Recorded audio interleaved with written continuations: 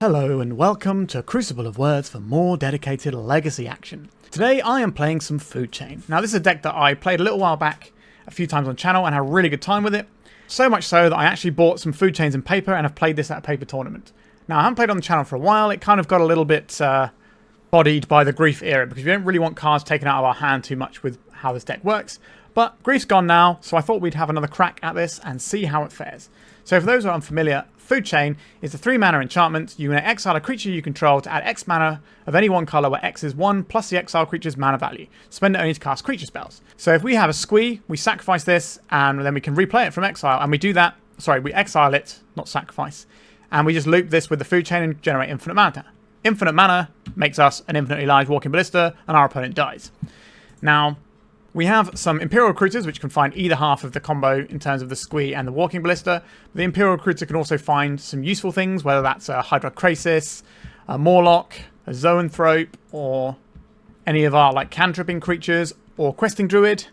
Now, Questing Druid had a little flash in the pan in Delver decks, but Questing Druid is better in this deck than any other deck in Legacy. The reason being is, when you just have this in play, you can just keep casting Squee off your Food Chain, and you have an infinitely large Questing Druid. So you can just windmill people really hard. So that's quite a fun one that I've had a lot of joy with this. So I wanted to play the rug build again. So we've got some cantripping creatures in Ice-Fang and Coiling Oracle.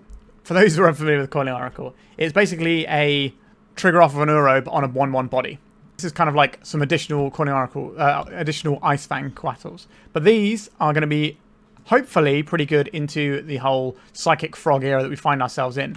Because you see people playing Baleful Strix now, and this is kind of like a Baleful Strix if you look at it sideways. So I'm quite excited to have this one, especially when Orcish Bowmaster isn't that prevalent right now. As for the rest of the deck, we've got our Brainstorms, we've got our Ponders, we've got our Force of Wills, we've got some Uros, it's just a really solid, fair game plan as well. And then we have some Lightning Bolts, a little bit of removal. This particular build has less removal than previous builds, because red removal, not great right now. We've got some Snow Basics, we've got some Jewels. We should probably have a Thundering Falls in here, so I'm just going to add that in now. Then we'll take out one of the Volcanics in favour of a Thundering Falls. As for the sideboard, we've got a little bit more counter magic. We've got a Magus of the Moon that we can tutor with the Imperial Recruiter when that's good. Same with Collector Ouphe.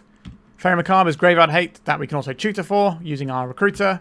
We've got 2 Carpet of Flowers to help against Wasteland decks, so we can just get enough mana to get up there. And we've got a couple of Force of Vigors, some Endurances, and when red removal is good, we've got 4 Furies that we can rely on. Now this is a really good one with the Food Chain because you can evoke it and then sack it, or sorry, exile it, and then all of a sudden you've got 6 mana to play with. So you can definitely jump up in mana there, but we're going to see how the build feels without the Furies, because Furies, against a lot of the decks right now, because they're all Psychic Frog based, don't feel amazing. But maybe we'll find that we want it and we can board them in and we can discuss the list at the end of the video. Alright, that's it for the deck tech. Remember to like and subscribe, and if you want to support the channel and see my videos early, you can pay a single £1 a month to become a YouTube member and do exactly that. Alright, let's start Food Chaining. We've got Island Ponder. We're going to have to require that to do a little bit of work. We do have a Force of Will in case of an emergency, and we can find something to go with this Questing Druid. Be alright. We're on the draw. We've got 2 cantrips. I think this is keepable. Now, one thing I have to note about playing Food Chain is you have to play relatively quickly when you're clicking through the actual combo itself, because it takes some time to click through online, whereas if you're doing it in paper, you can just say, okay, here's the loop, let's go. If our opponent has a Stifle, we will lose here. Don't do it, opponent. Alright, they didn't do it. So let's fire off a Ponder, Coiling Oracle, and a couple of lands. I will take these. I think we go Scalding Tarn, Misty Rainforest, then put the Coiling Oracle in hand. That way we have more options to pitch to Force of Will, depending on what our opponent's doing. We might leverage different cards at a higher rate. Our opponent is brainstorming. That could mean a lot of things. It could mean they're trying to combo us on the second turn, or they're trying to do something very powerful in the 2-drop slot, like guarantee a frog coming into play and having the most amount of protection for that, whether that's Daisies or Force of Wills, that sort of jam. We'll find out next turn. We see like an Ancient Tomb. We could be looking at something like a Show and Tell, a Flooded Strand, and nothing. That is... Okay, we're going to crack this, go and get a Forest. Just get a good old-fashioned Coiling Oracle. The old Snake Elf Druid. A Brainstorm. Okay. Our opponent might have been brainstorming because they were light on lands, but you probably want to brainstorm in your turn, so you get to see an additional card. Okay. We'll go to attacks. So the plan is to brainstorm and Questing Druid here. And we can do that on our opponent's turn. because we might find ourselves wanting to look for a specific answer to something they have, so we have more information about what we're brainstorming for. Alright, I'm pretty sure our opponent is just either blue-white or possibly Jeskai, so I'm not worried about Orcish Bowmasters anymore. You're going to see another cantrip here. We are. It's a ponder. Another island.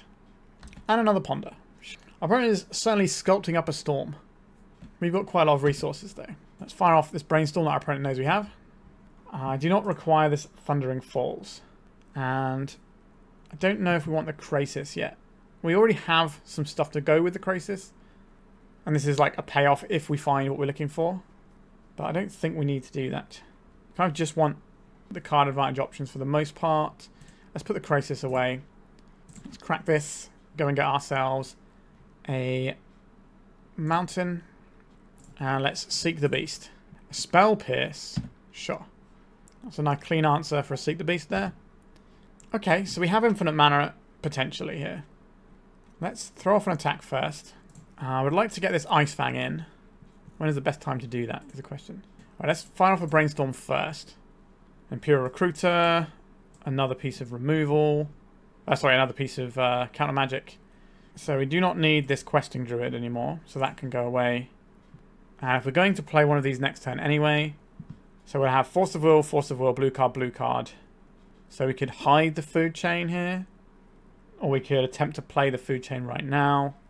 If we play the food chain right now, then we can sack this for 3 mana, and then just go straight into Squee, and try and win the game that way, with double Force of Will backup. That seems pretty good. That means we have to put back one of our blue cards. Guess it's probably this one. There's no Spell Pierce here, so we can just go for it. Oh, we're just in, aren't we? So we cast our Squee. So we're going to do this a bunch until we can get our Recruiter going. And then once our opponent sees the Walking Ballista, they might scoop. Okay, they're going to scoop anyway. I'll reveal my hand to be polite there.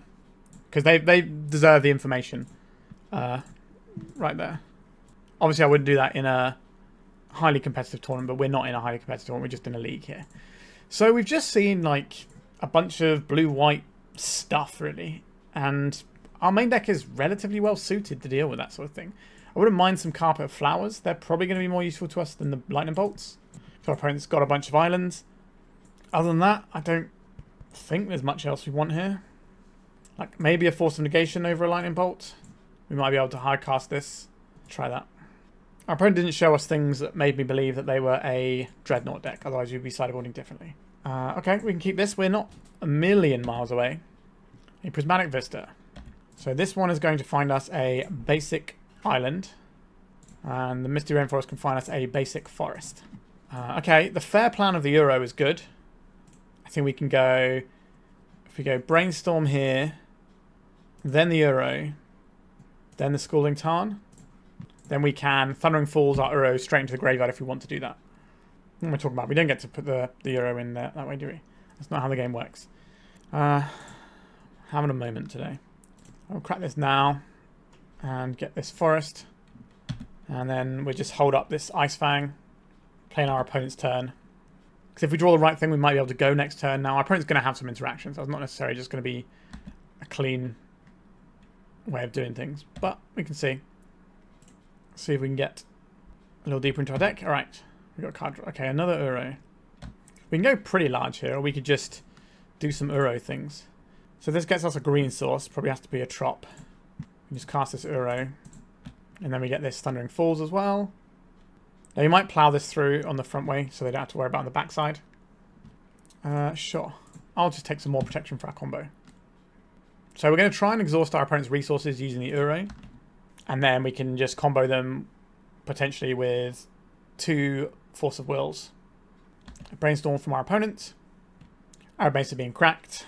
What are we going to see? A basic. They could have something like back to basics here. This is just going to be a Teferi Time Raveler. I don't really want to have to deal with a Teferi Time Raveler. We've got another counterspell coming. Okay, it looks like we're going to have this Teferi Resolve on us. Yep, Spell Pierce is good. Let's go for a Carpet of Flowers. This is definitely worth counterspelling for our opponent, I believe. That makes me think they don't have the counter magic. I guess we attack the Teferi for 1. We'll get some green mana. So we can put the Uro into play. Or we could deploy this food chain. And if this resolves, we can really start going to the races. We'll exile this for green mana. We can cast this one. We can exile this for blue and then cast the Uro. Force of Negation isn't really the one I wanted there, was it? Alright, so let's exile this for blue. Let's cast this Uro. We can find something like a Recruiter here. I think that we've done enough for that turn. We've got a threat that needs to be answered.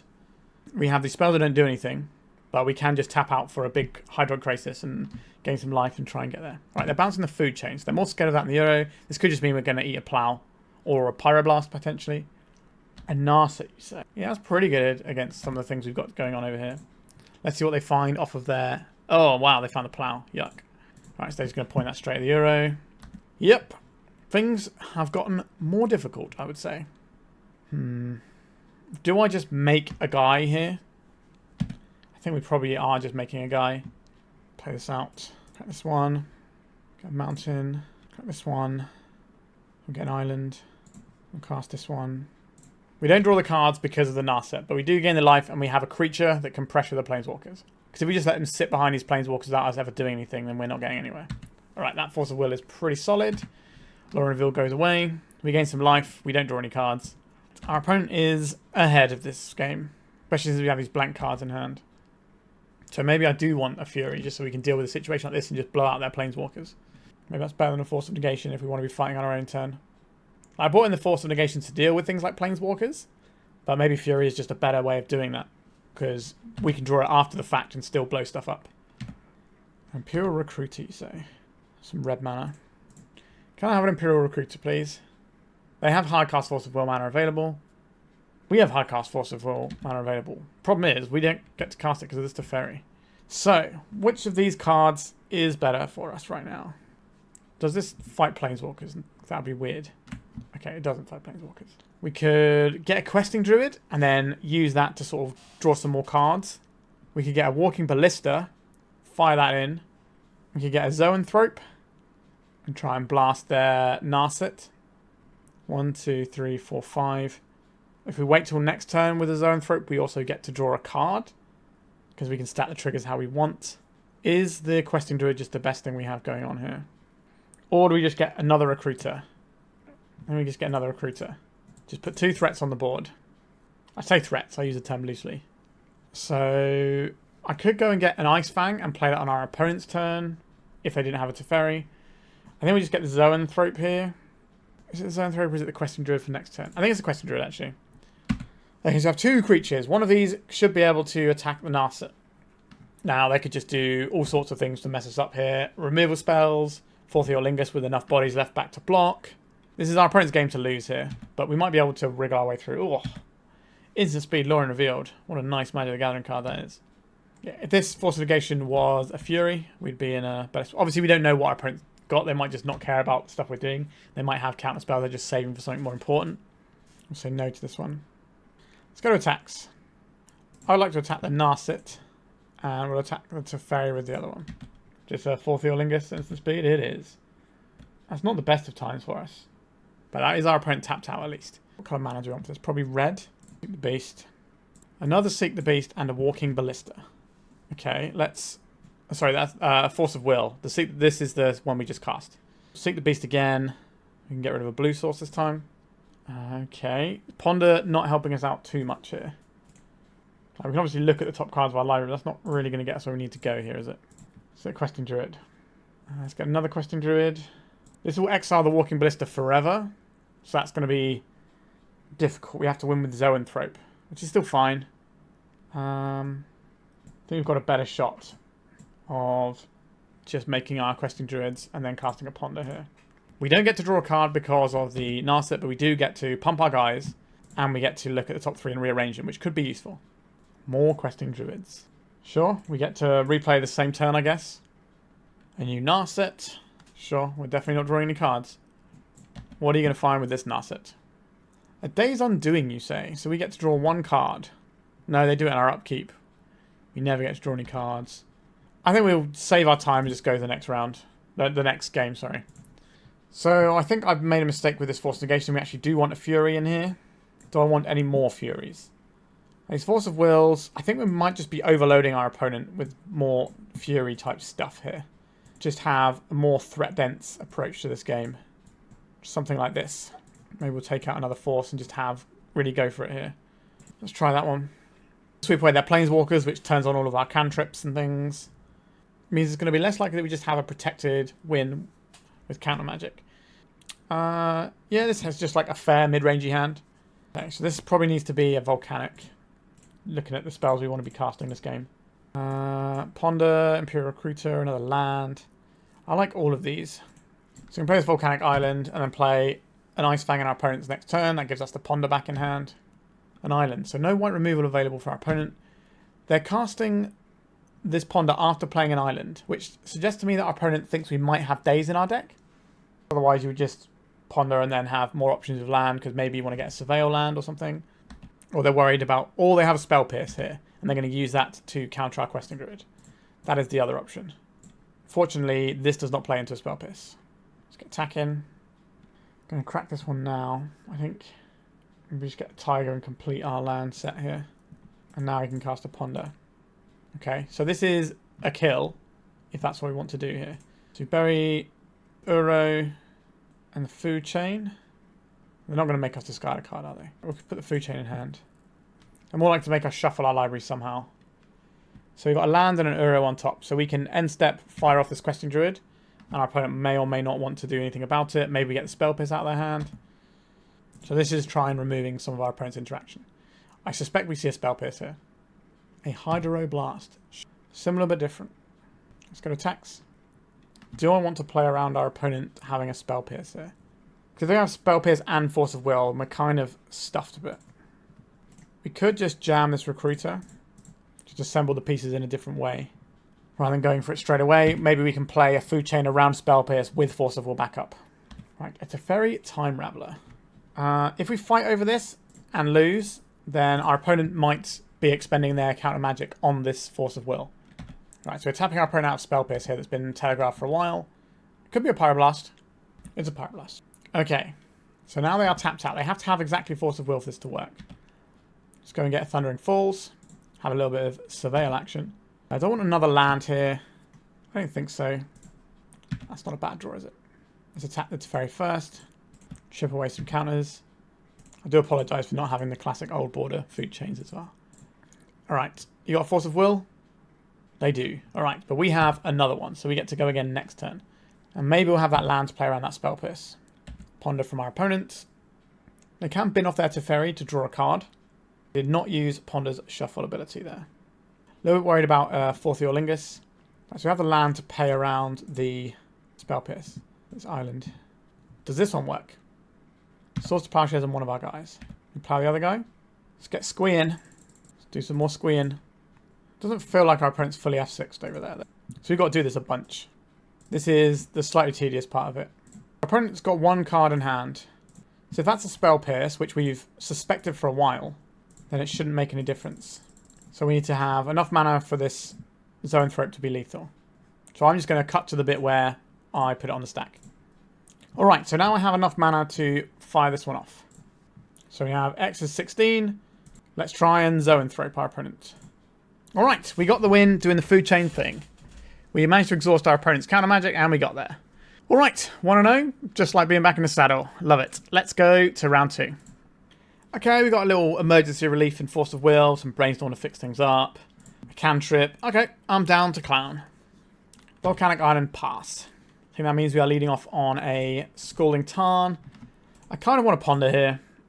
We'll get a basic island. We'll worry about some red mana later. Like, we just got more of the same of the sort of things we already have.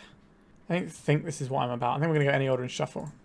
Okay, we found another land. That's fine. That gets us towards Death Touch if the Ice-Fang needs Death Touch. We have enough lands to actually cast the Uro. Questing Druid, we'll do something with that later on. Our current build has a lot less red mana than the previous iterations. Well, in terms of what we're trying to cast, we still have the same lands. But we just need to fetch red mana a lot less. It means the Ice-Fangs are actually better than they were in the previous builds. Alright, can I have an Ice-Fang? This is where they Bowmasters me right in the heart. Say or don't say. Right, I think I will try and counterspell this, pitching this Hydroid Krasis. Right, we're getting a Force of Will out of our opponent. Not the best exchange. We do still get to draw a card, though. Okay, Wooded Foothills. Let's just jam an Uro. Yes, our opponent gets a another Bowmaster ping, but we get to have an Uro next turn. And go and fetch the Surveil land, and I'll put the 5th card in our graveyard. Out comes Big Daddy Uro to hopefully put this one away. So part of the reason I like Orcish Bowmasters as a design, more so than other people at least, is you can still draw your cards. It's not like Narset or Hull Breacher where you just don't get a thing. You have to make a choice. You can say, I want the cards, and I'm willing to pay the price for them. I just think that's neat. Now we don't need this, put it into the graveyard. So we can play our land out so we can play around days. Just grab the Uro. Green, green, blue, blue. Right, our opponent's got some interaction over there by the looks of things. Fatal Push. I'm going to say no to this one. I don't really want to cast this Brainstorm anyway. You can play around days. They got another Force of Will. Oof. That is somewhat on the savage side. So we can put in a land here. But now their Bowmaster's getting larger and more in charge. But we do get to play the Uro next turn. And it will be a 6-6 whilst they only have a 5-5. So maybe we can get there. Because our opponent is kind of out of resources. Psychic Frog. Okay. Let's crack this.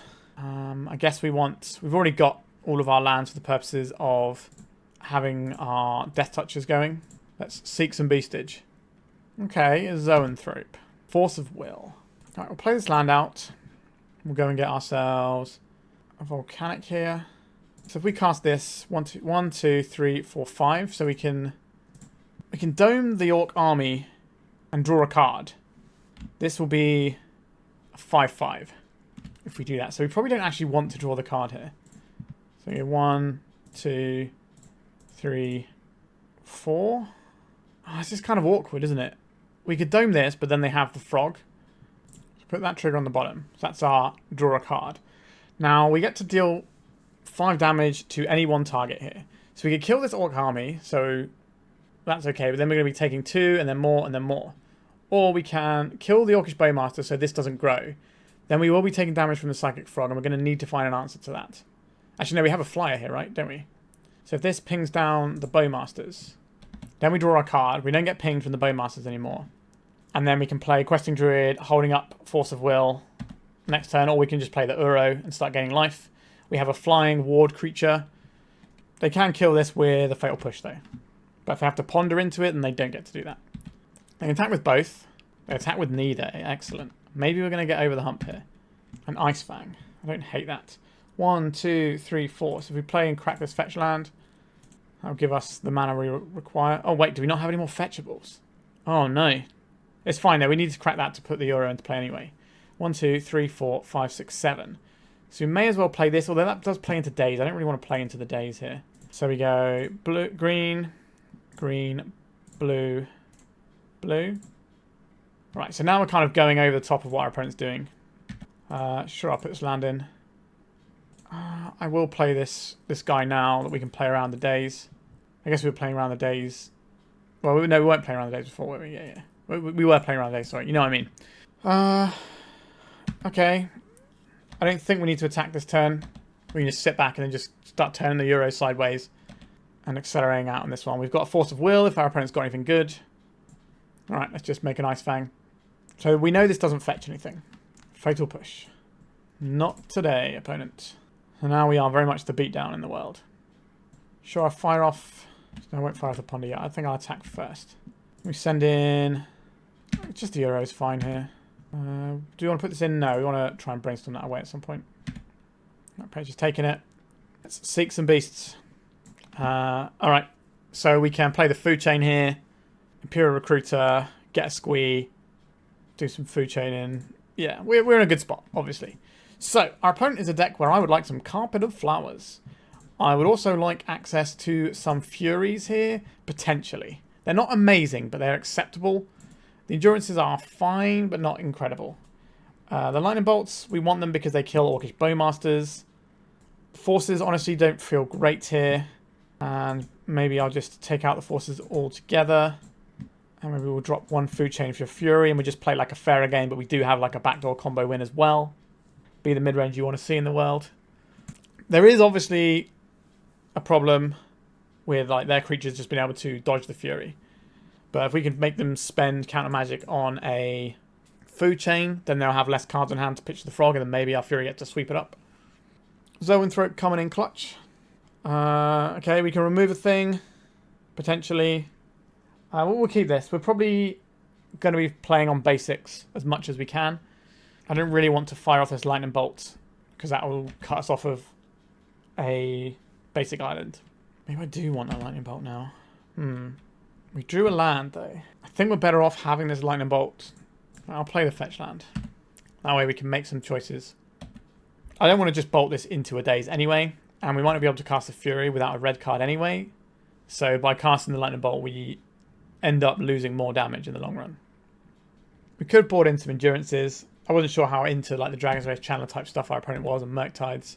So we're just on some other bits and pieces, but maybe we do want that. So we could go and get a...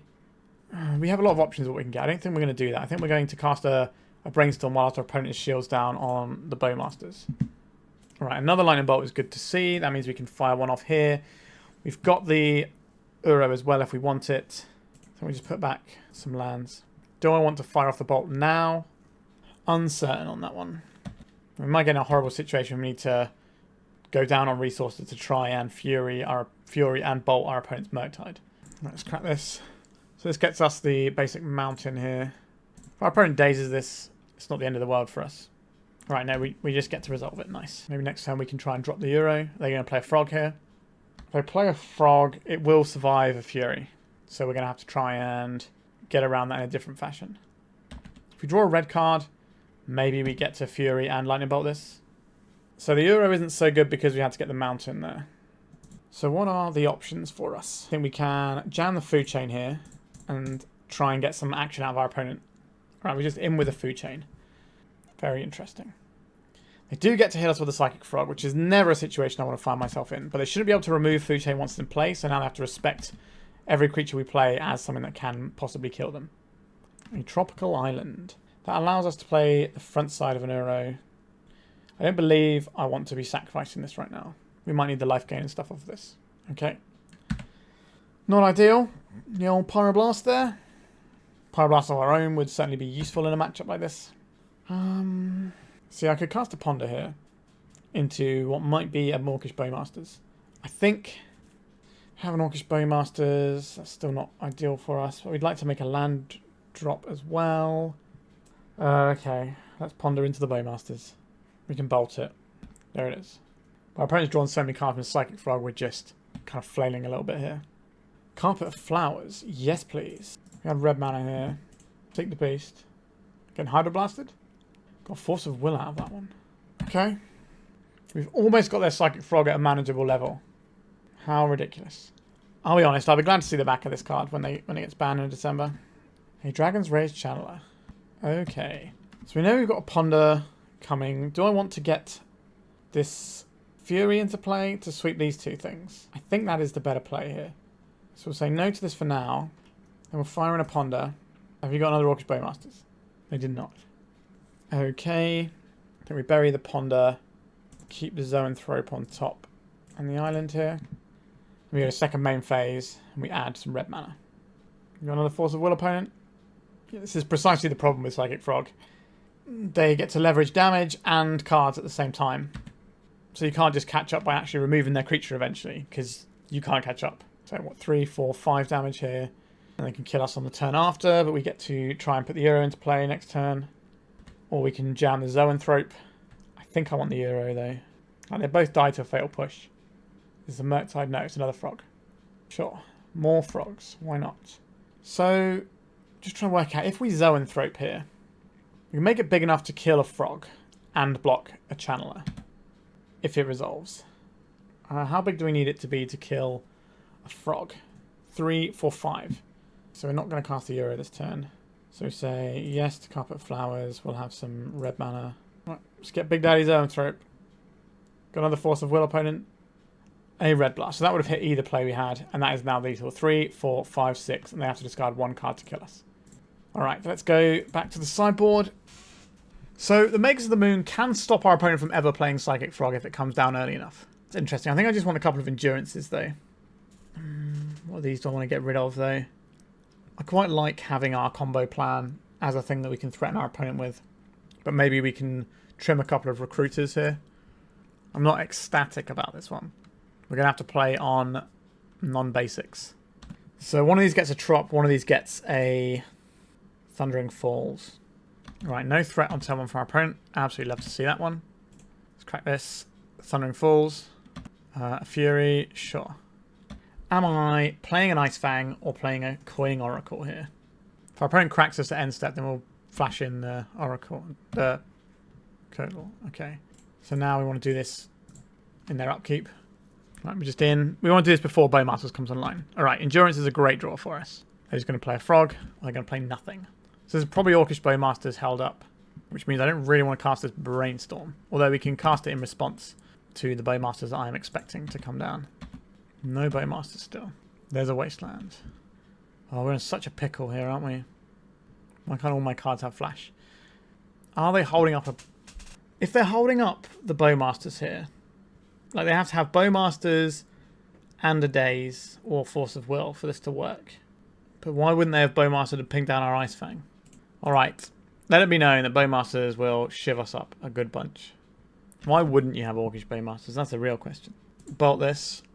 Right, they have the Force. At least we're shredding their hand with cards. That's something. They're going to wasteland us as well. Now we know they're looking for land. Carpet Flowers, actively very much what I want to have in my hand right now. So we're going to get 2 of these back straight away. Guess we just put land on top. We have a land for next turn. How infuriating. At least it was a Force of Will rather than a Daze. Right, let's play this Carpet Flowers. I just resolved a... So the card on top of our library is a land, so we can put that into play with our Coiling Oracle here. So we say yes. Green mana.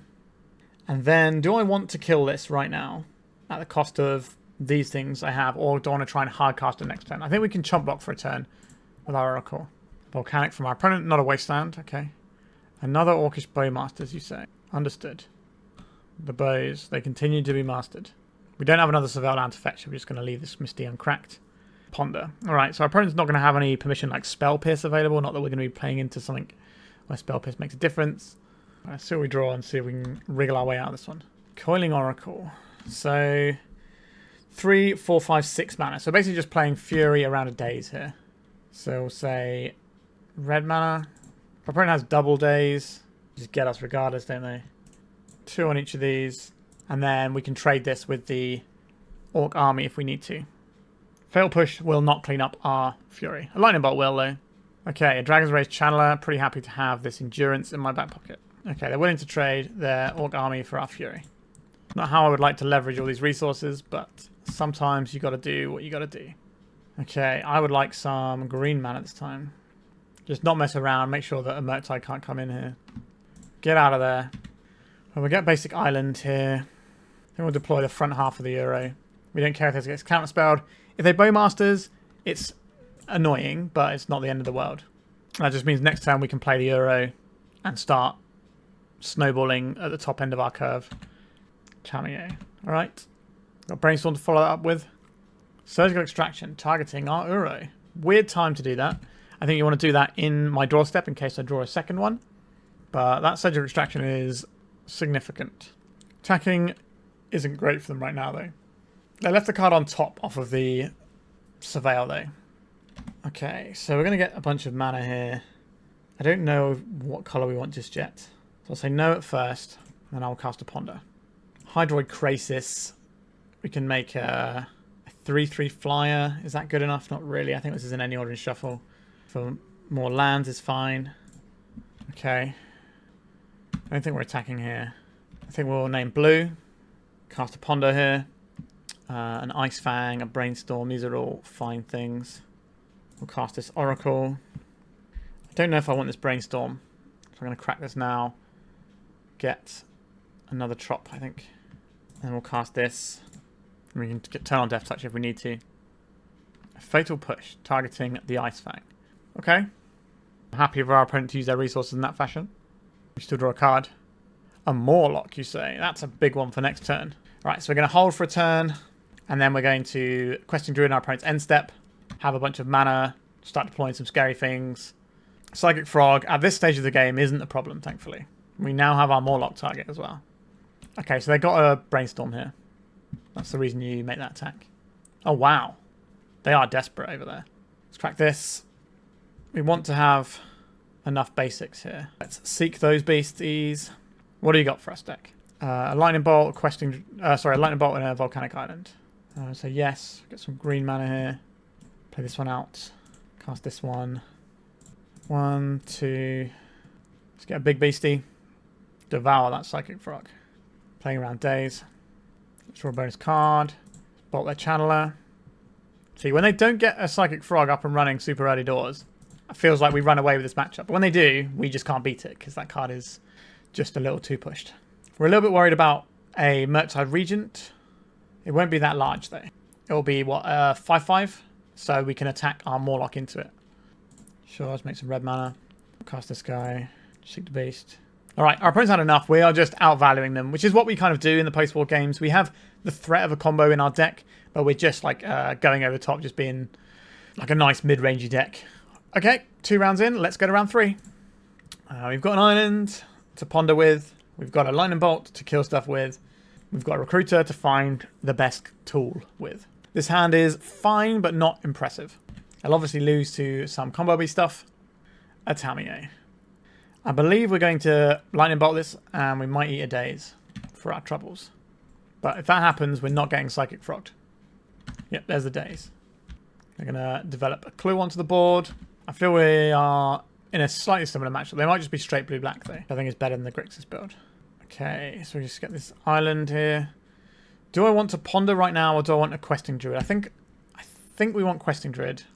We only have 2 lightning bolts left in our decks. We can't really ponder into a lightning bolt with any reliability. Whereas being mana efficient this turn can be really potent. Right, they're pondering rather than playing a psychic frog. I'm happy about that. They could also be a Doomsday deck. Are we about to see Dark Ritual Doomsday? No, it's just another ponder. This will flip the Tamiyo, I believe. Which is why we want to get this Questing Druid on the go. So we can actually start beating down this Tamiyo. Hello, beasts. Can we find you? This is obviously a great day's target. Oof. They've got it there. Sure. I don't think the Imperial Recruiter is going to be what we need here. I think we need to ponder into something else. Ice-Fang, probably not the one there, is it? We could take just a Brainstorm. And then we play this one out. We shuffle this for Trop. We could Brainstorm now, but the Bolt doesn't even kill this anyway. But we might want to Brainstorm around potential Orcish Bowmasters. We have a shuffle for next turn off of our land. Yeah, none of this is really very helpful, is it? Let's chuck these 2 lands back. Let's do it that way around. Yeah, we're just going to get soloed by this Tamiyo, I think. Another card that has impressed me a bit too much, I think. I know a few people have been talking about this one as the next thing that people are going to moan about once Psychic Frog's gone. I can see that. A Murktide Regent that we cannot counterspell. It's a 7/7. That is larger than the things we're doing. So we draw a blank this turn. We take 7 here. Yeah, I think we can scoop this one up and save our time. Okay, so I think our opponent is just straight blue-black. So I think the Magus becomes slightly better in this one than normal. I'll take a couple of Carpets. I'll take all these Furies. Get out Force of Wills. Hello Endurances. Board out some Recruiters. They're kind of slow for what they're doing over there. And that leaves us trying to find 3 more bits and pieces. These Coiling Oracles aren't going to do the most here, are they? And then we get rid of one of the food chains. Do we want to get rid of 2 food chains and bring back like an Oracle? I don't think so. This is a disgusting hand I don't want to keep. Let's mulligan it. Oh dear, oh dear. We fold to a wasteland with this hand. But going to 5 feels pretty bad. This is kind of like half a ponder because you get Thundering Falls off of it. Is that good enough to keep? I'll say it is. So we have any cantrip to find or any of our lands. So that's quite a lot of hits.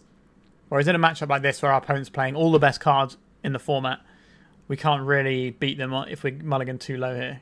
Alright, Ponder is better for us to see than Tamiyo. That gives us a bit of time if we have to worry about the Tamiyo.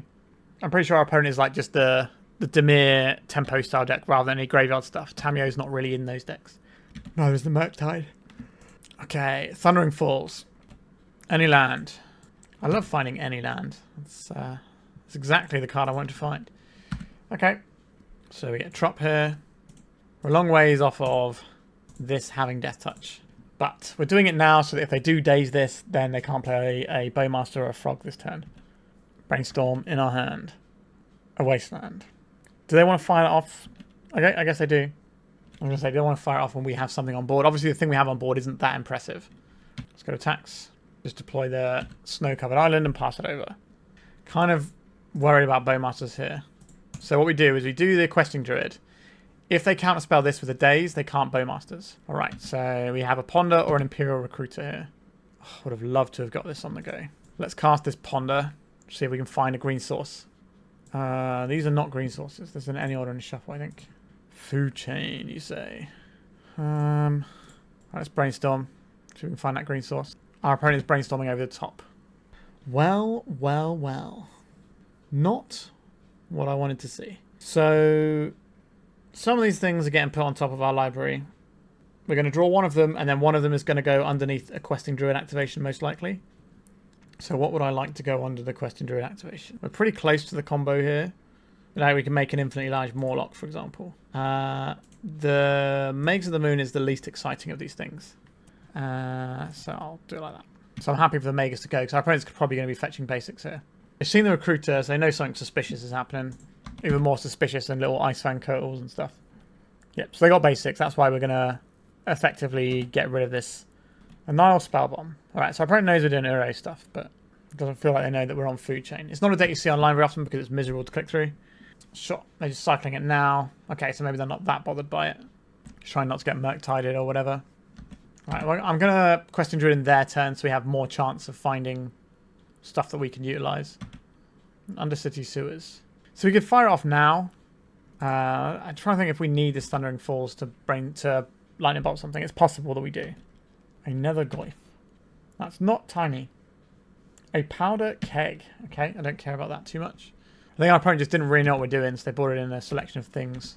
They can crack this and pump their Nether Goyf. Let's seek the beast. A Brainstorm response looking for a Daze or similar. It's obviously a prime Daze spell. We just need to be able to leverage these cards in our hand and we win the game. A Scalding Tarn. That'll do. Get me a Tropical Island. Do I want a Tropical Island or do I want a Taiga? I think it's the Trop. Or maybe it's the Taiga because we do have lots of red spells. We might want a double red spell actually. Alright, Carpet of Flowers. It's your time to shine. We can attack in the sky for one here. And then we can attempt to go off. Now we can make a bunch of mana. And we can make a very large Questing Druid. So yes to this. We say green. We want to go... We don't want to just use... Okay, it's just going to use all of our green mana. That's not what I wanted it to do. Okay, let's exile this. Let's get this Recruiter in. Here we go. Let's get Squee the Immortal. Start doing Squee things. I do not have a deterministic win this turn though. So we'll cast Questing Druid here.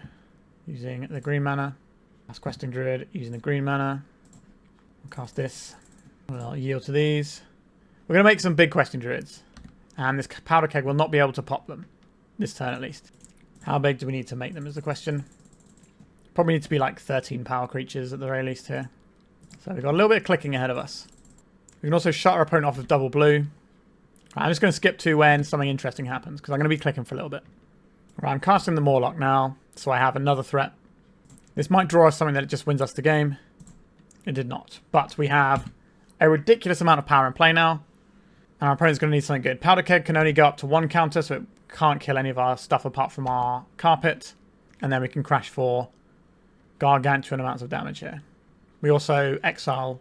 Alright, so they're going to dismember our Magus of the Moon. Sure. That unlocks their ability to cantrip into more answers. Fatal Push targeting a Druid. Sure. 2 more to go. A Nether Goyf. Sure, we can double bolt that. Or Fury it. We also have just 2 lethal threats. Shoot the Sheriff. Alright, our opponent's done a good job. But we're just going to double bolt this and swing for lethal. Right, so we're going to add red from the carpet. Bolt this Nether Goyf. Bolt this Nether Goyf. They could crack this and make it into a... Oh, they've already got Spellbomb in there, actually. It wouldn't matter. Sure. Okay, we got there. I like how he sideboarded. Let's just do it again. It's always a bit of a slog playing this deck, but it's quite rewarding aside from the clicking. Alright, our opening hand requires us to draw running lands every single turn to do anything. So let's mulligan this one and find one that does have some manas. Alright, this has mana. I don't think we're on the Zoanthrope just yet. Let's just ponder our way to victory. Our opponent is not beginning with a threat, which is good news for us, but it might be bad news that they have a frog or something. Fury doesn't line up amazingly against frog, as we've discussed numerous times today. And Endurance is a card I like. So I'll take it. Like, it stops their Murktides coming down, which is kind of key. It shrinks their Nethergoyfs. That's fine. But if our opponent just plays a Psychic Frog here, it's going to be tough for us to come back from that. Which is ridiculous to say that about just a 2-drop 1/2 creature. But it's the truth. Alright, it's a Ponder. We've been spared. Like, a late game Psychic Frog isn't so bad, because they tend not to have the cards to make it just undealable with. That's a word. Alright, the Nethergoyf. That is the sort of creature that we can deal with. I think I want to be brainstorming here. Sure, we'll crack these. I want a green source here. Maybe this is greedy doing this Ponder, and we could have just held up our fetch land so that we can't get wastelanded off of green. A Lightning Bolt, a Fury, a Walking Ballista. If our opponent's got an instant, they can save this Nethergoyf. So I don't really want to just jam with these things. I think we can probably do better than these cards. A Food Chain, okay. That does open up the possibility of just backdooring our opponent. So we can play the fair game for a bit and maybe work our way into a Food Chain. Right, here is what I didn't want to happen. And it's happening. That's Magic the Gathering sometimes. We could have avoided that if we didn't cast that Ponder. It's just a Psychic Frog. Okay, our opponent has 4 cards in hand, so this effectively has 6 toughness. And they're immediately pumping it. So that is interesting to me. Okay, so is it a... They did that so it was an instant. That's why. That makes sense. Get the extra damage off of their Nethergoyf. Another Food Chain. Okay, I think we are on Pondering Looking for Land mode. Carpet of Flowers. That's a very good land, isn't it? But if we take this carpet, we don't get the lands. If we cast this carpet now into a daze. If we cast it next turn, it's worth more mana. Okay, I think we have to take a hit from what our opponent's doing and then try and carpet next turn. They might also play out another land to help us out. Or they're just going to dump all their cards into Psychic Frog and just run us over in a couple of turns. Yep, Psychic Frog continues to do frog things. So now, even if we answer their creature, we're still behind. Because they've got so many cards out of it already. But they've got 1 card out of it. And they've discarded a card. But it's basically going to be an awkward trade for us at best.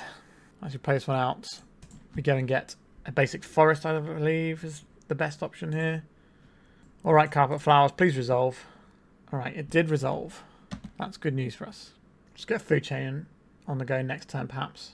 See what we want to do with that. For now, let's try this Endurance out. Let's shrink all these Nethergoyfs down to the 0/1s. Now, they've got the cards in hand they can discard to Psychic Frog. Our plan now is to Questing Druid.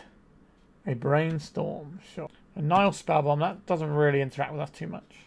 But they can put it in the graveyard, draw a card, it grows the Nethergoyfs. So now we're in the awkward spot where maybe we block a Nethergoyf and they just discard something to Psychic Frog and grow it. Or they discard 2 cards to the Psychic Frog. There's not really a good option for us is what I'm saying here. If they've got 2 card types in their hand, we can't win on this board. Do we make them discard a card here? I think we have to block the frog because it's just too much damage. Alright, an instant. That doesn't grow the Goyfs. Another Goyf. That does grow the Goyf. So we're right not to block. Not that that feels great. Right, I think we want to get a snow-covered land here so that we maybe get to do some Death Touch stuff. What do we have here? A Lightning Bolt and a Tropical Island. What is our solution here? I don't believe we have one. So if we make red mana here, we can cast a Fury, we can kill 1 Nethergoyf. This will fly over and kill us. Yeah, we just don't have it there. Yeah, just Psychic Frog. When we play against these tempo decks, when they don't have Psychic Frog, we smash them. When they do have Psychic Frog, they smash us. I think that's generally how it's going to go, because this card is a bit too much for a tempo shell.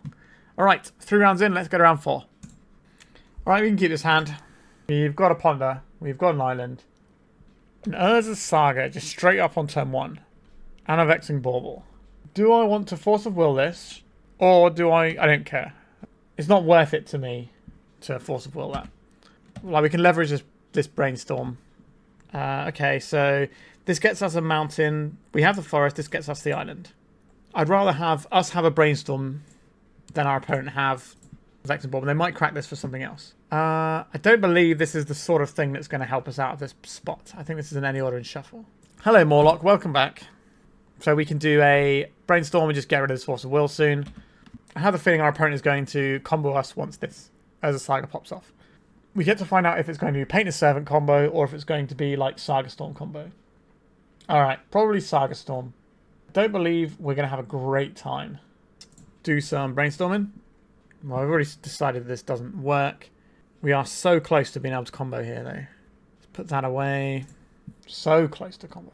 I believe our opponent's just going to get a Lion's Eye Diamond and kill us though. Yeah, this looks like the Epic Storm build. That looks good. Just floating mana off the Saga. In comes Lion's Eye Diamond. So they have green mana. Right, so they're sacrificing the bauble. We would have kept the Force of Will if we had a blue card to go with it, but we didn't have that. So now our opponent just gets to rattle off a bunch of stuff and probably Beseech, kill us. A Dark Ritual into Beseech. A Galvanic Relay. That gives us time to see what they find off of their relay. Now they've still got one card in hand, so they might not be done here. Alright, that was a terrible Galvanic Relay. That is good news for us. Let's crack this. We go and get this Thundering Falls. Back in the graveyard. Imperial Recruiter, it's your time to shine. Give me that Squee, please. So we have the kill next turn. So we need to hope that our opponent doesn't get any over this Brainstorm, I think. Have to imagine that's the first thing they cast. Alright, don't have it. As a general rule, I am more of a fan of deterministic combos. So like, if we line up all of our ducks in a row, we can just do the thing and go off. Now, we do have non-deterministic lines where we have a bunch of mana and some card draw.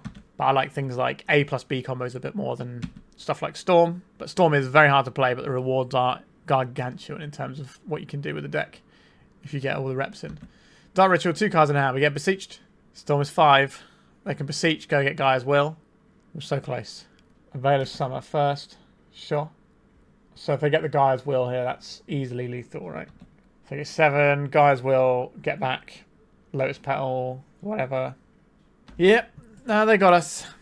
And then they recast the Beseech the Mirror and we go to Dirt Town. So we have some useful cards like Collector Ouphe and Force of Negation. We do not require these lightning bolts. The Force of Vigor has text, so does the Endurance. So these things are fine things we can play. Do I like the Faerie Macabre? It might be better than some of the things we have. We just have to see what we have access to here. So we're probably not going to have the time to do the whole Questing Druid fair stuff here. So get rid of some of that things. I like to have all the food chain stuff so that we can try and race our opponent with what they're doing. We probably don't need the Mawloc here. Alright, we'll try this. We obviously keep the recruiters in because they can go and find us the Ouphe. So we can blow up some stuff and we can ponder our way to some interaction. That's fine. We don't need to worry about what lands we fetch in terms of like basics and stuff. We can just go and get good lands.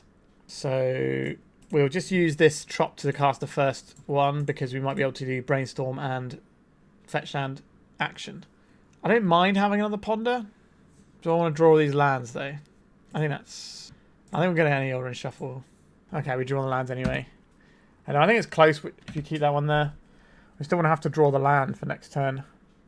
No, there's a Saga from our opponent. So we can Ice-Fang or we can Brainstorm. I think if we Brainstorm now, that ends up better for us most of the time. Well, well, well. That certainly looks like better to me. Let's get rid of 2 lands. Alright, we found some counter magic. We're going to get a Thundering Falls on our opponent's turn, get a tiny bit of selection going. They binned off of Veil of Summer. That's kind of interesting. Do they not have green mana? Or do they already have that sort of effect lined up? Okay, so they have green mana. So they probably already have that sort of effect lined up. Hey, Mox Opal. Sure. Get me that Thundering Falls, please. Do not need this other land. Squee the Immortal. Alright, little Squee. It's your time to shine. Let's get a Taiga here. He beats down for 2. What more could you ask for? An Urza's Saga. I don't know if I want to blow that up just yet. We might be able to find a different green card so that we can keep up our 2 Force of Wills. Come on, 3 mana, 2 power creature. You are my win condition. Bash for 2. So now we found the land. We can then just Force of Vigor here. Hard cast mode. They can't Veil of Summer this one. Still got 2 Force of Wills ready to rock and roll. Alright, now we have hard cast Force of Will. And we can add an Ice-Fang to the board, which gives us an actual upgrade in our clock if we don't need to Force of Will in our opponent's turn here. A Vexing Bauble. We'll do it this way because if we run out of stuff we can gas up with the Hydroid. This kind of sucks for us. Maybe we're not supposed to counter the Vexing Bauble because now they've got rid of all our counter magic anyway, so it's just like casting some duresses. Okay. Okay. So do I want to cast this Krasis? So we'll get a 3/3, or I can ponder looking for one of our counter pieces. Fire off. We get to draw a card and gain some life. If we'd have pondered, we could have drawn our entire deck. Okay, should have pondered. Could have made all the mana we needed off of Squee. Guess we should have pondered. Are we just dead now anyway? Dark Ritual, I think we are. Oh, an Echo. Okay, a reload. Alright, we fight a food chain, win the game. We could have won the game last turn if we'd have pondered first. Go ahead, opponent. See that the coast is clear and that you can win the game. They failed to find a swamp or a mountain card. Interesting. They're abrupt decaying our Krasis. Alright. The game is still afoot. This time I will be casting a ponder first. Can I find a food chain?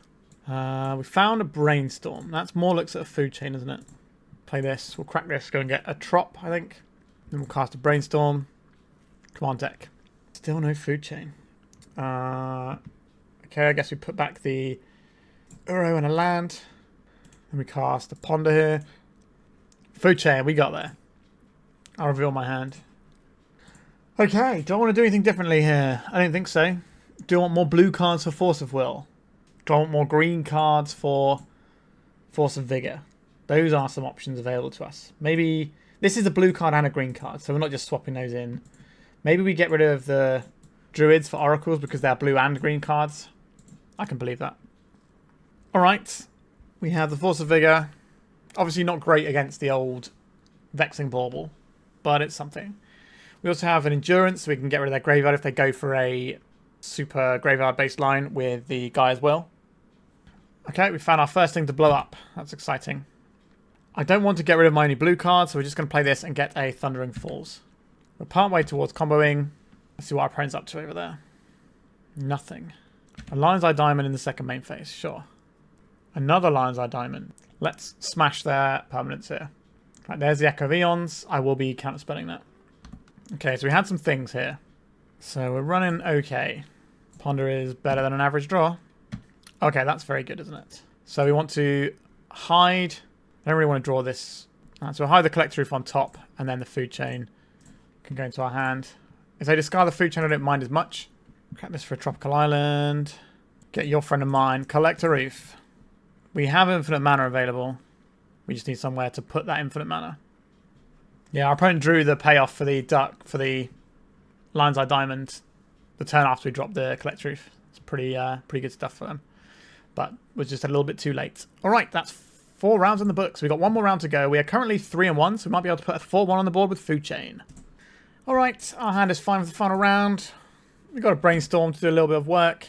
We have the combo sewn up here. Alright, playing a Nexus. Into Vexing Bauble. Understood, opponent. We're probably against some sort of Cloudpost style deck. Now, we should be able to overcome what our opponent's doing. Doesn't matter what land we get here. Not particularly. I'll play out Scalding Tarn. So we want to Brainstorm because if we find a 2-dot creature, we can try and kill our opponent on turn 3. The One Ring. It's a good one. Our opponent's actual I win the game button should hopefully be a few turns down the line still. And maybe we get to kill our opponent on turn 3. Love me some Food Chain. Alright, let's go and get a Volcanic, I think is fine here. Oh, we already have the lands combo. We're just trying to see if we can combo off a little bit earlier. And we can. Okay. So we want to protect our hand, if possible, from a Thought-Knot Seer. So I think we put the Food Chain on top. And then it doesn't really matter what we draw next, does it? Because we're about to go to our turn anyway. So we just play a lowly Questing Druid here.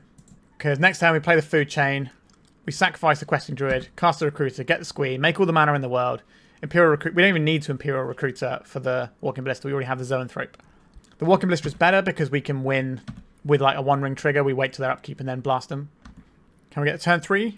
Assuming Magus Spawn is obviously irritating here and sets us back a turn if they blow up our land, but they would need to have a bit more mana to do that. A Cloudpost. All right. So they could have a Kozilek's Command here. Can I Food Chain? Cast Recruiter.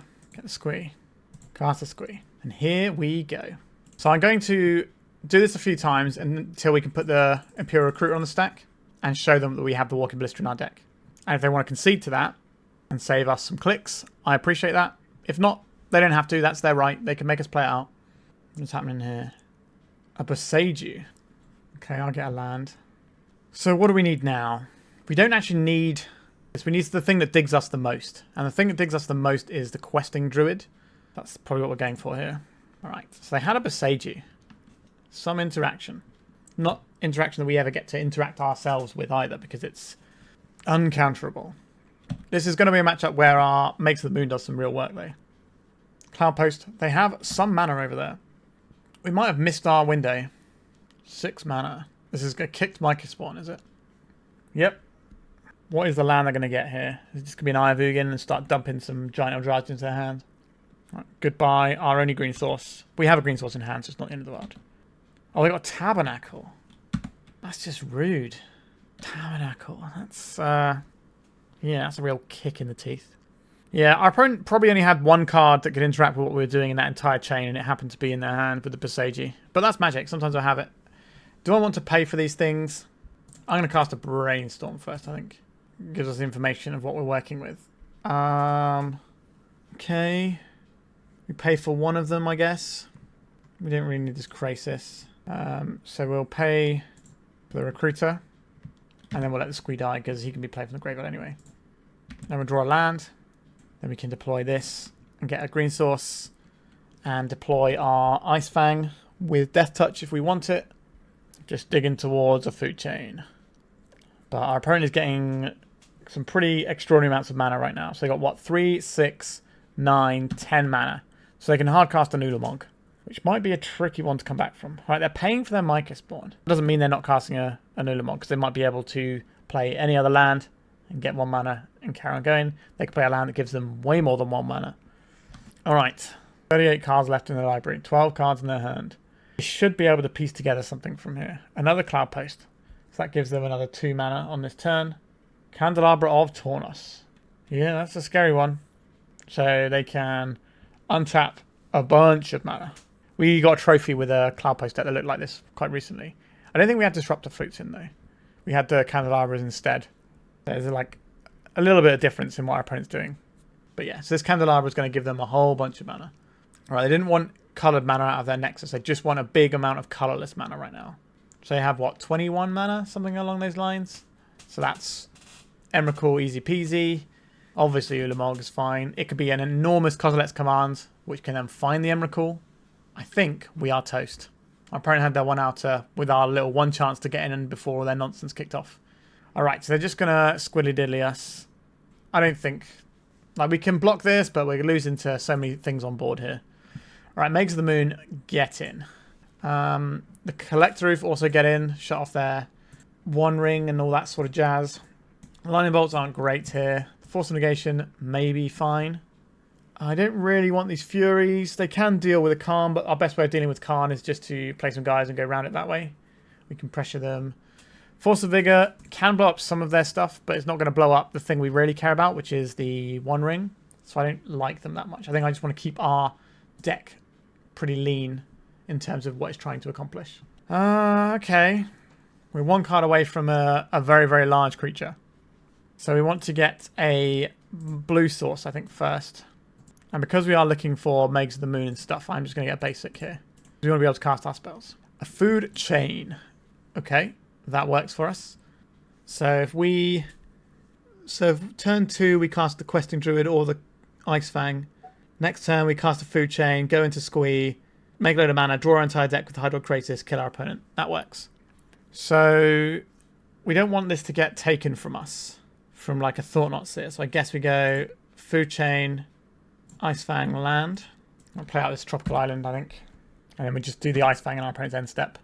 And if our opponent taps out, we can just win. Okay, they can't Passagie you with the mana they're showing us right now. In comes the Ice-Fang. Card to the grip. Untap. Force of Will as well. Love to see it. This can be whatever. We'll get a food chain on the go. We can Force of Will a Dismember. Right, red mana. Squee. A Force of Vigor. Say no to this one. They got another one. Pause feels like they got another one. I've given our opponent the choice to let us not have to click through it, but it's their choice if they want us to. When you play a deck like this, you have to realise that you're the one who is taking up the space on the clock. Your opponent has no need to concede to you. But I always let them know that I'm not fishing in the dark, just to make their life easier if that's what they want to do. So we have to make a call here when we're playing online about how much we want to do our Hydroid Krasis for, in terms of how many cards we draw, as well as how much we want to spend on the clock clicking through this. I'm just going to fast forward for you lovely people who are watching this to the point where I put the Krasis on the stack. Right, so I'm going to cast a Hydroid Krasis now for a bunch of cards to try and speed this up a little bit. Right, so we're going to draw a whole bunch of cards here. We've got Force of Wills and all sorts in here that we can leverage if we want to. Crack this guy. Now we're going to do the Recruiter so we can show our opponent we have a kill if they want to make us click through it. How many Force of Wills do we have? Do we think we can beat them with the Force of Wills we have in our hand? One Force of Will, not really. So we have to make a call now if we're going to keep playing cards here, or if we're going to just like deploy a Magus of the Moon and call it a day. And then for the sake of our own time here, alright, what else can we pull out of our deck that might help here? Well, I'm not going to click through it here, I'm just going to assume that our Force of Will can get it done. If not, we have to then sacrifice a bunch of guys and stuff, and it's annoying. We keep the blue cards, we don't need this. This can go. Right, so we're just going to try and beat our opponent down with our massive Krasis, with a Force of Will backup and a Magus of the Moon in play. If we were playing in paper, we would just go, okay, you can just demonstrate the loop, and then just say, I want this much mana, and then move on to your next bit. Alright. That seems fine to me. Let's just go back in again and hope that we can do something similar, or maybe just lock them out with a Blood Moon so I don't have to do a million clicks. Last game of the evening. Let's see how it goes. This hand is a little bit slow, doesn't have the right interaction. I think we're going to mulligan it. This hand is no good either. This hand is fine for the amount of cards that are on now. Probably getting rid of an Ice-Fang and an Uro. Or is it an Ice-Fang and a Brainstorm? It's probably the Uro that goes here. I don't think we're just going to beat them down with an Uro in this matchup. A Vexing Bauble. Sure, well, we've mulliganed so low that we don't have Force of Wills. Okay, that's not a bad one to have access to. Let's Thundering Falls here.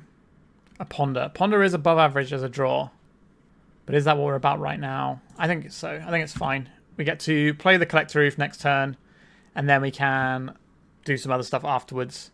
Maybe we shut down a One Ring, and that's kind of the thing that we're building up to. Collector Ouphe can also pressure a Karn. It does a bunch of things. You're going to get feisty with that Wasteland? They are. Be my guest. The Island and the Ponder. I don't think we need these anymore. Force of Negation. It's a card we're allowed to do stuff with. Now, our opponent does have a Vexing Bauble. So this Force of Negation is likely to become Brainstorm food. So this gets us a Taiga to round out our colours. And then we drop the Ouphe. The other option there is to try and Brainstorm and set up a Magus of the Moon next turn. But the chances of us doing that are very, very slim. So much better off just having this thing that will shut down things our opponent is doing. Alright, they are online with everything here. Card post taps for 2, their tower taps for 3, their next taps for 1. So that's 6 in total. They can't do a kicked Microspawn this turn without a Spirit Guide though. Unless they have a Candelabra. The One Ring. They gain protection for a turn, but they can't activate the abilities. They're going to dismember our creature or something? No. Okay, I'm going to fire off this Brainstorm. We're going to attempt to put this Force of Negation away. And I like having lands. I don't think we're about the Krasis right now. I don't really have to click through that, to be honest with you. Okay, so you want to fetch land so we can get rid of the cards on top and then just deploy either an Ice-Fang or a Questing Druid. I kicked Microspawn, you said. Kicking away. So we probably want to get... I need to get a green source here, so it's probably just a tropical island. And we can cast green and blue here. Okay, we have the snow-covered stuff to make our Ice-Fang have Death Touch. That's not necessarily the most useful thing. Our opponent's not really trying to win with this 3-3. They're trying to win with, you know, giant Emrakuls and Ulamog and all that jazz. What are they going to find here? Is it Tabernacle again? This Cloudpost deck is very good. I think the worst I've gone with this Cloudpost deck since it's been made was 4-1. I've had at least one trophy with it, maybe 2, and I've only played it like a handful of times. Deck is very strong. Oh, there's this tower, okay. On the one hand, I'm glad they didn't Tabernacle us. On the other hand, what are they casting? Is this Thought-Knot Seer? I don't always run it in these decks, to be fair, but sometimes they do and they board it in. K command. Alright, that unlocks the One Ring, which isn't really where I want our opponent to be. I think most good things are going to start with a Ponder here, aren't they? Questing Druid, Coiling Oracle, Zoanthrope. That's not going to be the things we need, is it? I think there's any orange shuffle. We're going to have to get unfair to win this game, I think. Do I want to just play an Ice-Fang and draw one card? I think so. I think that is better for us. I'm going to play out the snow-covered island. And I will get 1 point of damage in. Maybe the One Ring triggers will stack up. And our plan is to flash in this Ice-Fang, which will have Death Touch because of our other Ice-Fang. And if we want to, we can clean out this Microspawn, or we can leave it as either pressure or food for a Glimmer Post. Sure, you can gain a whole bunch of life and undo all the One Ring damage. Another little Microspawn. That's not very friendly, is it? Green and blue. I think this one is slipping away from us. And I've obviously sandbagged this green source in hand. We've got another land, which isn't the worst, and our opponent's just wasting us off of everything. Is this a turn where they go and get the Tabernacle? Or are they just going to get the Eye of Ugin and start chewing up giant monsters? It depends how fearful of us they are. If they're scared that we're going to combo, they'll get the Tabernacle. If they just want to win this game as quick as possible, they'll get the Eye of Ugin. Another Cloud Post. Okay, 3, 6, 7, 8, 9, 10, 11, 12, 13, 14, 15, 16. Yeah, they certainly have Hardcast Emrakul mana with ease. Okay, you've got a Fungus. Drawing some more cards. Surprised they didn't draw cards before casting a spell. I don't think it's going to matter here, but... Do I want more food for our Ice-Fangs? For our food chains? Or do I want to not take 3 damage? Honestly, I don't care about the 3 damage here. It's unlikely to matter. That's not the metric that's going to lose us this game. Okay, Ponder. You got to be good. A Mawloc, a Brainstorm. I like the Brainstorm. Okay, so we'll do this now and then shuffle away. We don't want a Force of Will. We don't need all of this mana, so that can get out of here. We can employ this land. I don't really like attacking here either. I don't really like anything we've got going on. We're just trying to save these creatures so that we can food chain and snowball out if possible. Yeah, I think this match is going to come down to our opponent having their one-off Boseiju in game 1. Because we had them dead to rights. But, you know, sometimes they'll have their one-off. Sometimes you're the person who has a one-off and it feels great. So you can't begrudge your opponent too much. But I think if you're looking at the metrics of this deck and how it would normally play out, then we would have had that one. Many baubles. So these are just going to be redraws that they cash in. Jukabog is fine. We're not really about that Uro life right now. Thundering Falls is already gone, so we can't get Surveil land. Disruptor Flute. Well, I guess we're going to go and get ourselves a red source. They can name Walking Ballista. It doesn't work on Food Chain because Food Chain is a mana ability. They've named Food Chain. Okay. Our opponent hasn't played against Food Chain before. Now, to be fair to our opponent, they might know that it doesn't work on Food Chain, but they might not know that we know. Obviously we should because it's our own deck, but... Okay, our opponent could untap all of their lands and go wild here. Not even attacking. Food Chain... Can we get there with the Food Chain? Probably not. I guess we just hope our opponent bricks for one more turn. And then we Questing Druid. We can double Questing Druid next turn. We've got a Volk still in our deck. So we get 5 looks to try and win the game next turn. Alright.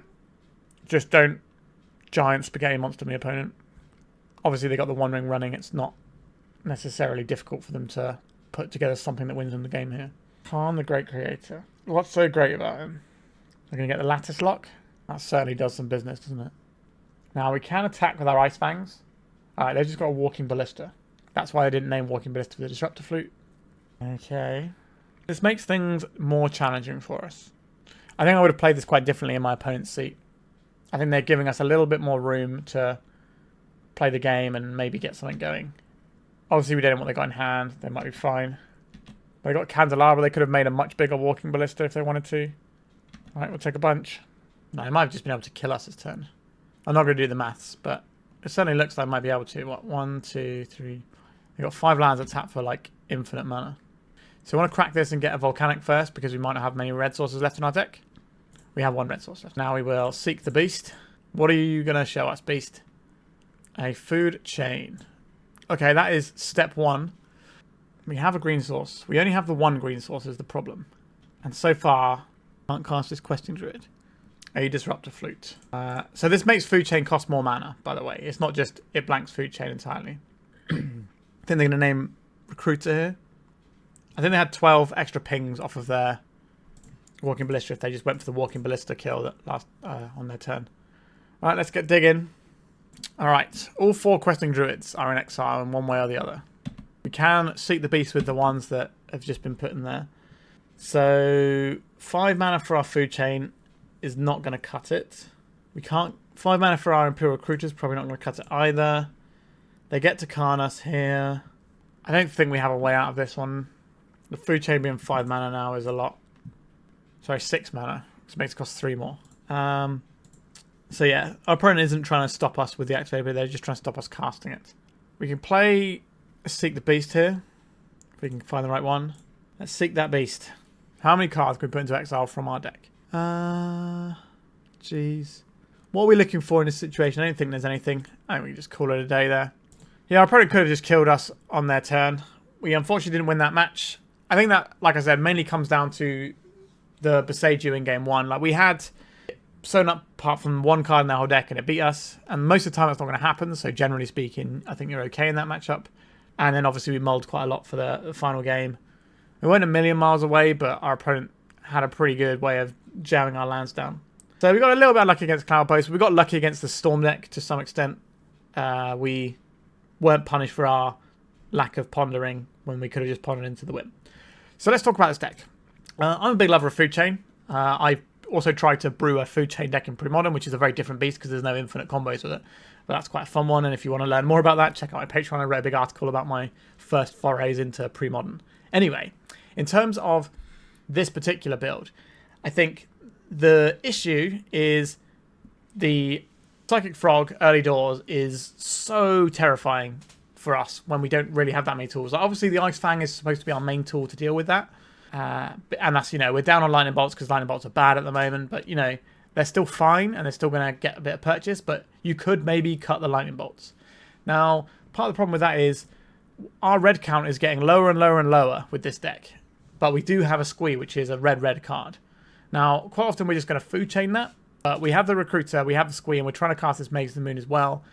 So it feels like we almost want to be just straight up blue-green, but we just don't have quite the right tools to be that. So we have to be playing this Recruiter. Obviously, you can play white and have the white Recruiter, and have, instead of Lightning Bolts, you have Path to Exiles, and instead of Squee, you have Mist Hollow Griffin. Although you can still have a Squee if you want, because you can still food chain anything else into it. So that's still a possibility. The Squee is much better than Mist Hollow Griffin in my experience, though. It does do the thing. You could also just go and get... no, the Eldrazi one costs 3 mana and has a 3/3 profile, I think. So you can't fetch that with either Recruiter.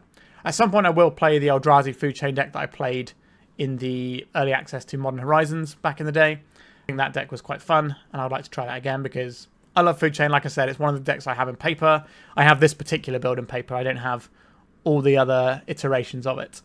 But I think we showcase how powerful it can be. We can play this grindy mid-range strategy where a lot of our creatures, you know, have abilities that give them card advantage on top of the body. You know, the Euro plan is still good after all these years.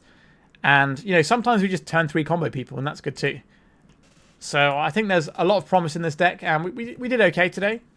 At some point, I'll probably fiddle with some other food chain builds, but clicking through all the food chain can be a lot, so I try not to play it too often on the channel. If you've got any thoughts on food chain, where it lies at the moment, by all means, let me know. I'm a big fan of this deck, so any thoughts or brainwaves or any new cards that I have missed that seemed really good for the archetype, by all means, let me know. But I think food chain like this is viable. When you're not getting your hand griefed and torn apart that way, it's fine. We can kind of manage the Psychic Frogs of this world. We could play black ourselves and run Baleful Strix, which I think is better for us than running Psychic Frog, but then you end up in a situation of, well, maybe we just run Psychic Frog, or maybe we just run some Pyroblast in the board, but a few Pyroblast isn't enough. Like, a lot of people thought Painter was just going to wreck all the Psychic Frog decks, but those decks are just too good, and they can actually just beat the Painter deck still, and it's a bit of a problem. So I don't think just throwing in a few Pyroblast actually helps things in a meaningful way. Like, it's not going to hurt, but it's not going to be what we do. We try and just beat it by going over the top of it or expending our opponent's resources in other ways. But once Psychic Frog's banned, then maybe that's okay, because then we're going to be way better against all those sort of fair creature decks, because we're going to have Furies that will actually kill their creatures, as opposed to Furies which don't kill their 2-drops. Alright, I think we're done with this one. It's been quite a league, so I've had to do quite a lot of clicking on this one. But I hope you enjoyed this one as much as I did. I do love a bit of food chain. It's been a while since we've had it on the channel, and I hope I've made you consider this Fringe deck a bit more than you may have done before. Alright, thank you so much for watching. Please remember to like and subscribe, and goodbye. If you'd like to support me in the channel, please check out my Patreon. It has a free guide to budget turbo depths, as well as 3 tiers of support. a low-cost one that enters you into my monthly raffle for a free donation deck on the channel, a mid-tier subscription that gives you access to my detailed turbo decks guide that is updated every month as well as regular articles, and lastly, the higher tier gives you all of the above as well as a monthly donation deck for my channel. If you're interested in supporting the channel this way, please check out the link in the description.